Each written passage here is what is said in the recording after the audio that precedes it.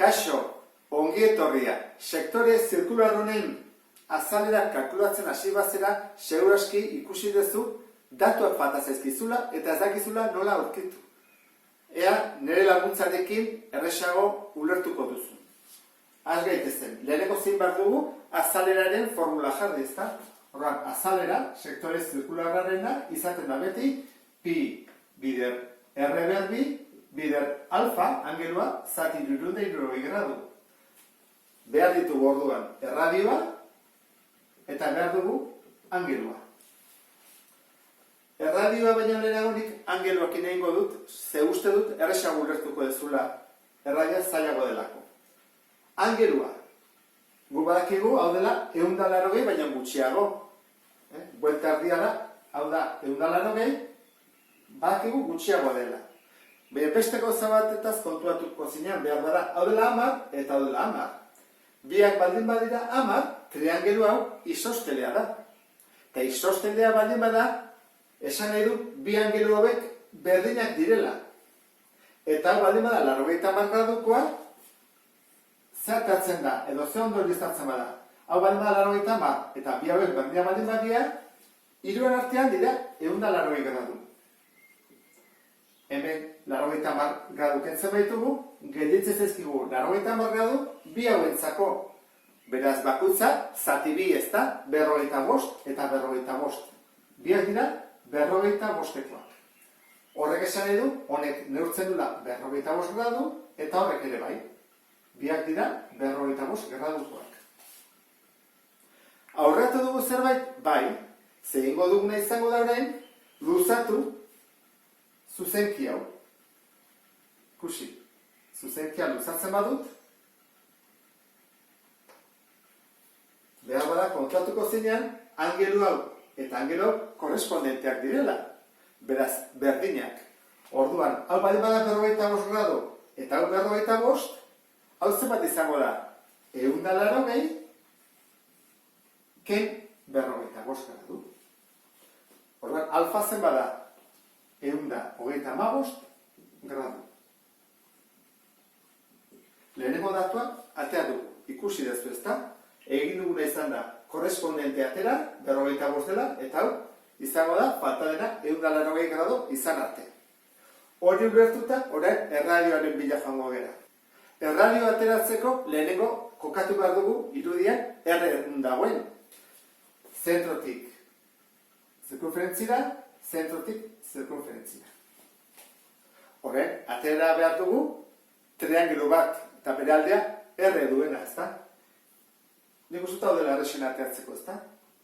Ateratzen badut, triangelutxo hori, zenbat neurtuko duenek? R. Zenbat neurtzen du alturak? Ez dakigu. Zenbat neurtzen du hemenik horrean? Hori, bai, badakigu zenbat den. Kusi. Zenbat neurtzen du erpin batetik bestera? Alde guztiak 10. Eta hemenik horrean, R. Beraz, hau ze izango da? 10 ken R. 10 ken R. Jarriko dut. Eta altura esan dugu ez dakigula, bi alde dakizkigu. Egin dezakeguna da, jarri beste triangelu bat antzekoa. Zertarako Talesen teorema erabiltzeko. Badugoren antzeko bat, bai handi hau. Horra, nik jartzen dut triangelu beste handi hau, bi triangeluak antzekoak dira. Esan dugulako lehen angelu hau. Eta angelu hau berdinak direla, eta bi hauek ere bai. Eta hau 90-ekoa, beraz bi triangeluak antzekoak baldin badira, proportzionalak dira. Horrek esan nahi du proportzio bat egitezakegula, modu honetara. Falta zaiguna zer da? Gu baldin badago hipotenusa eta kateto bat, hemen ere ateratzea hipotenusa eta kateto bat.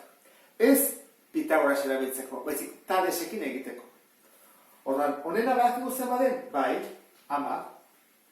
Eta horrena, 10. Atazakegu hau? Bai. Jarriko dugu hemen diagonala. Diagonala handia. Ordan izango izateke. Diagonala berbi, berdin. 10 berbi, gehi, 10 berbi. Hori izango ditzake diagonala berbi, berdin. 100 gehi 100, 200.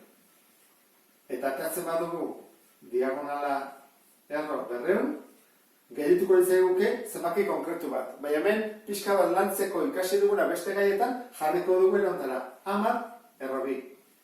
Kalkulagailuak ere ematen dizu.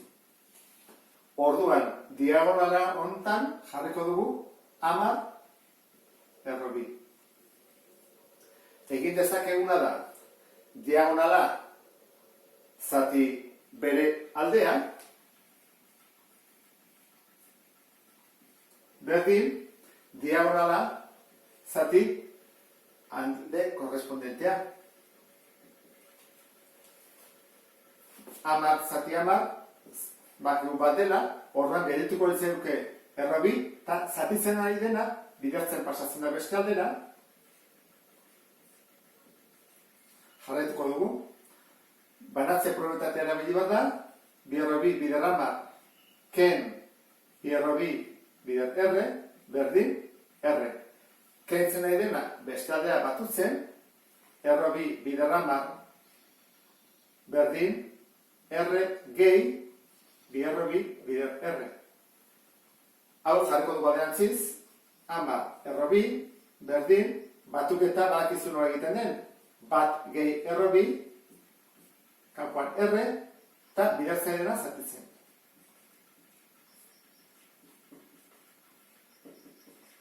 Eta atako zaigu zenbaki konkretu bat, kalkulagailuan sartuta.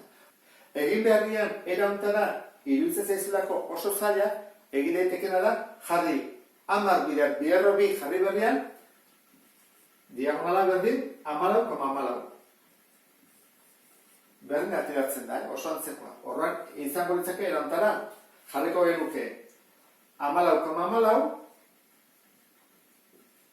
zati 10, berdin, R, zati 10, ken R. Egiten duguna da, bidertzen pasa, 14,14, bider 10, ken R, berdin, eta zatitzen duna bidertzen 10 R, banatze probabilitatea egin barko dugu horren. 10 bider 14,14, 151,4, ken 14,14, R, berdin, 10 R. Kentzen edena batutzen, 151,4, berdin, 24,14 R, eta bidertzen dauna zatitzen. 151,4, zati, 24,14. 5,86 zentimetro. Hori izan zateke erradioa. Eta hola egiten badugu ere, aterako litzaiguke berdina 5,86 zentimetro. Behar bada, era hontera erresago egingo zaizu, erabiltzaileelako zenbaki amartarrak. Erabiltzen ditugunean errobak eta gehiago kostatzen zaizkigu egitea ariketak. 5,86. Eta horrein, bai, kalkulatu ezakegu sektorearen azalera. Ordezkatuko ditugu. Pi dugu, bider, erradioa ere badugu, 5,86 berbi, angelua badugu, 195, eta 360. Ateratzen da, 40,46. 40,46 zentimetro karratu. Hori izango izake soluzioa. Hori soluzioa. Ikusten dezun bezala, nahiko komplikatu izan da. Hartzen baduzu bide hau, erresago egingo zaizu, eta lan gehiago gine badezu eta gehiago pentsatu, beste bide hau izango izake. Eta ulertu dezulakoan, beste bat arte. Agur?